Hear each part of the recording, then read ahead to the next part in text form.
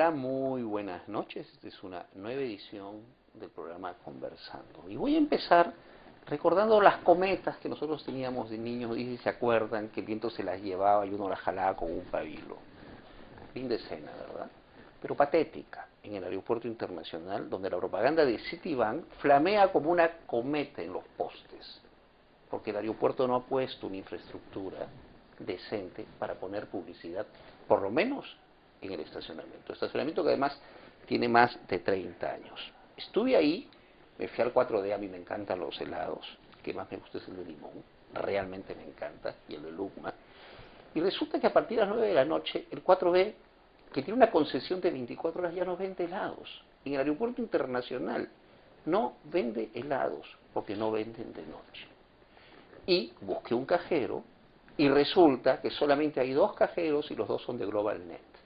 ¿Qué quiere decir esto? Que el BCP, el Continental, el Scotiabank no tienen acceso al aeropuerto internacional. Usted va a Wilson, a CompuPlaza, a esos lugares donde venden cosas de informática, y hay cajeros de todos lados. Y en nuestro aeropuerto nacional no hay. Sin embargo, estamos acostumbrados a que más o menos cada 2 años aparezca en todos los periódicos que han premiado nuestro aeropuerto internacional. Yo no sé qué premian, la verdad, pero para saber este tipo de cosas he invitado hoy al doctor Julián Palacín, que es experto en derecho aeronáutico en general, y yo creo que él nos va a poder ayudar a disipar algunas de estas dudas y a responder otras preguntas. Doctor, buenas noches, bienvenido. Buenas noches, Eduardo Manuel. Es un honor estar en tu prestigioso programa. Efectivamente, quien recibe un premio, tenemos que ver la legitimidad de ese premio. ¿Quién da esos premios para comentar? Son empresas que todos los años dan los mismos premios y que no tienen legitimidad alguna, porque nadie las conoce y estos premios seguramente están financiados por las mismas empresas que los reciben. Porque yo no concibo que se autotitule el Aeropuerto Internacional Jorge Chávez el mejor de Sudamérica cuando no tiene, por ejemplo, sala de prensa, cuando la sala de protocolo, que es facultad y potestad manejarla al Ministerio de Relaciones Exteriores, la habíamos privatizado. El Perú ha cedido la soberanía del protocolo de su política exterior. Pero que no es que el pasar de protocolo es para el presidente, el canciller y ciertas personalidades. Bueno, el gobierno que hizo este contrato, que fue el gobierno que terminó en la década de 1999, el 2000, privatizó el protocolo. Es un tema que yo lo objeté en el Congreso de la República porque el protocolo es una facultad del Ministerio de Relaciones Exteriores y de la Corporación Peruana de Aeropuertos de Aviación Comercial. Y cuando yo fui presidente de Corpa, precisamente impulsé una reforma del contrato para que recuperáramos el protocolo, que es una facultad inherente a la soberanía y jurisdicción del Estado peruano, pero el gobierno de la época no me apoyó. Es más, el gobierno de la época, recuerdo que a mis espaldas y sin mi firma, y primero me hicieron salir de Corpa, firmaron la adenda 3 y la adenda 4. Sí, doctor, usted es un especialista en estos temas, yo soy un ciudadano. A usted le importa la gran política nacional de aeronáutica, es su especialidad. A mí, como ciudadano, me importa más el día a día, así que hagamos una mezcla de las dos cosas. Uno va a Argentina, uno va a México y encuentra unos lugares bonitos, seguros, con vidrios antibalas donde uno puede cambiar dólares, con gente vestida con uniforme trabajando. Acá hay una simple casetita al lado derecho, al lado de nacionales.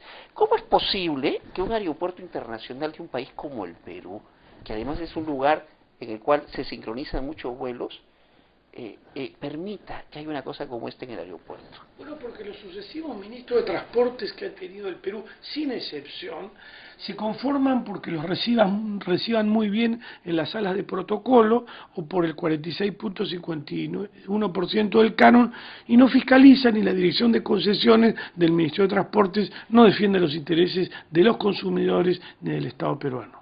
¿Qué pasa con esa playa de estacionamiento que tiene 20 años igualita? A mí me da la impresión que solamente han pintado los sardineres, las cositas. Es una cosa... Es una cosmética.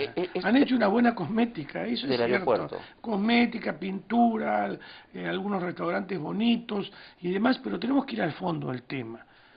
Lima Airport Partner ilegal y anticonstitucionalmente cerró la sala de prensa del Aeropuerto Internacional Jorge Chávez.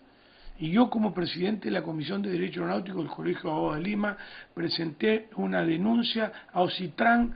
¿Cómo será el amarre que tienen? Que ni siquiera me contestaron. El contrato de concesión dice que el LAB le tiene que dar un local para uso público al Estado para la sala de prensa, y no se lo entregan, y el Estado tampoco lo pide. Y ese local está financiado con el tubo aeroportuario, con los millones de dólares que pagan los pasajeros. No hay sala de prensa. ¿Por qué no quieren la prensa dentro del Aeropuerto Internacional Jorge Chávez? ¿Qué pasa con la segunda pista? Ese ¿Es importante la segunda pista? Bueno, cuando se hicieron los estudios, determinaron que la segunda pista tenía que estar lista en el 2006 porque la actual tiene deterioros graves. Entonces, cuando el gobierno de transición iba a firmar el contrato de concesión que lo había licitado el anterior gobierno, el Congreso de la República me pidió a mí una consultoría, y yo manifesté en esa consultoría primero que el presidente Paniagua y Silva Arruete no firmaran el contrato, no me hicieron caso. Firmaron el contrato como estaba, y en el contrato decía que la segunda pista se iba a construir en el 2012, y nosotros necesitábamos la segunda pista en el 2006. Pero ya estamos en el 2013. Por los deterioros. Los gobiernos de la época, cuando yo dejé de ser extrañamente presidente Corpac, ¿no? Y pusieron en mi lugar, el gobierno de Toledo puso en mi lugar un vendedor de autos, con eso le digo todo, ¿no? El viceministro de la época firma entre gallos y medianoche una adenda 4 al contrato, 3 y 4, que en donde el Estado le financiaba al LAB un préstamo bancario, el Estado. Sí, por supuesto, porque ese préstamo se garantizaba, está publicado en el Peruano, ¿con qué? Con los ingresos de la concesión. Y los ingresos de la concesión, si se va LAB del Perú, son del Estado. Y después le prorrogaba la construcción de la segunda pista para que la hagan, no en el 2012, sino en el 2015. Pero además